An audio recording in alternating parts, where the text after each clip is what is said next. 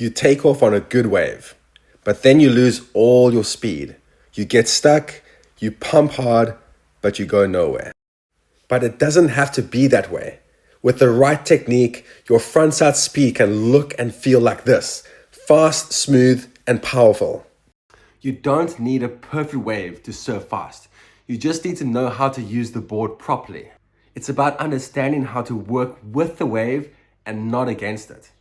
I'm going to show you some simple ways how to surf with more speed on your frontside so that you can unlock that style, the flow, the power, and the speed you need on the wave. And there's one mistake that almost every surfer does, and this is secretly killing their speed. Fix this and everything changes. Let's get into it.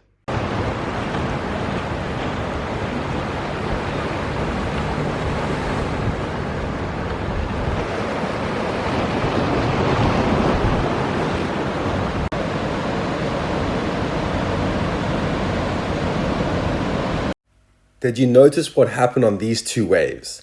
Both the surfers did the exact same thing. One of the biggest mistakes I see is surfers hanging out at the bottom of the wave for too long. The bottom looks comfortable, but it's a trap. It's the slowest part of the wave with no energy. It's a dead zone, no power, no push, and no flow. If you want real speed, you've got to surf the top half of the wave. That's where the wave is steepest, where the energy lives, and where you can generate momentum. But there is one exception.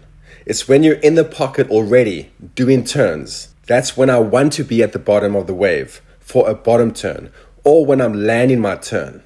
But even when I'm in the pocket, my focus is still on speed. Watch how I angle my takeoff. I'm already thinking ahead. Then I pump in between my turns, not to race, but to stay connected and to keep my speed. This wave isn't running away from me, so I don't need to chase it. I just need to keep moving to keep the flow. Speed doesn't always mean flying down the line. It means staying in rhythm with the wave. So yes, I'm at the bottom, but only for a reason: a bottom turn, a setup, a launch pad. But the rest of the time, I'm right back into motion, always looking for speed and flow and the perfect timing. Practice your building blocks like this. Get speed first, and then you bottom turn, and then you execute your maneuver. When you want to race and get that extra speed, keep your high line, climb up on the toes, and drop on the heels. Extend on the toes, drop on the heels. You need to use your legs to compress and release. Put weight on, take weight off. Here's the thing, your board floats. That flotation, combined with the wave's energy, is what makes your board move. But if you are too heavy on your feet all the time, you kill that speed. You want to pump the board from rail to rail, not just bouncing it up and down. Think of it like bouncing the board into speed, not slamming it on flat water the whole time. So the secret is weight on and weight off, pressure and release from rail to rail, toes to heels. Now let's talk about your arms. This is something most people forget, but it makes a huge difference. When you compress, drop your arms. When you extend and release, lift them slightly. It's not just your legs doing the work. Your arms help with balance and rhythm. Compress down, arms low. Release up, arms lift. Now here's the big one. The mistake that is secretly robbing speed from a lot of surfers.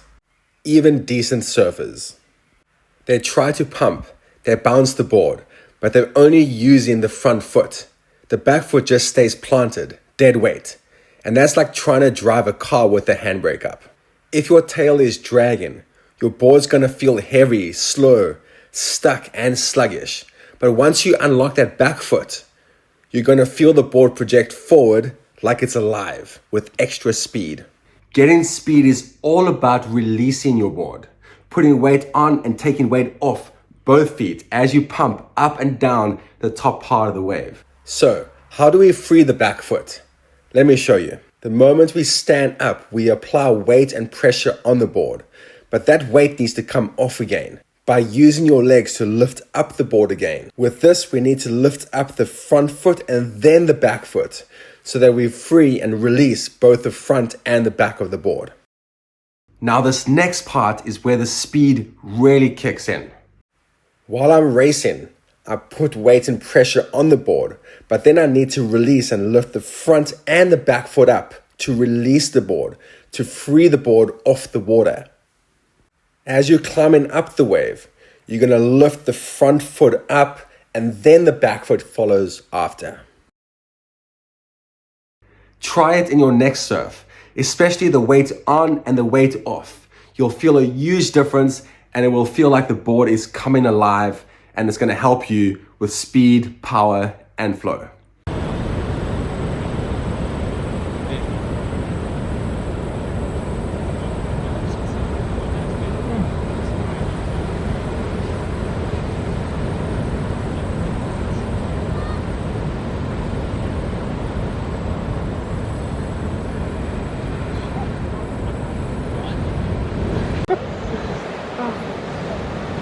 Yeah, man.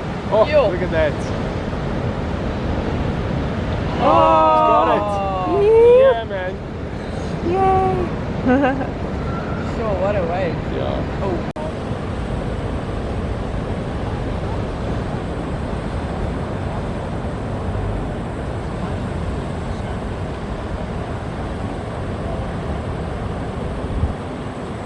In the next video, I'm breaking down how to get speed on the backside, where I'll share some simple keys on how to change your backside surfing forever. So I'll see you there. In the meantime, go surfing, get that speed on your front side, come back next week and we'll learn how to shred the backside too.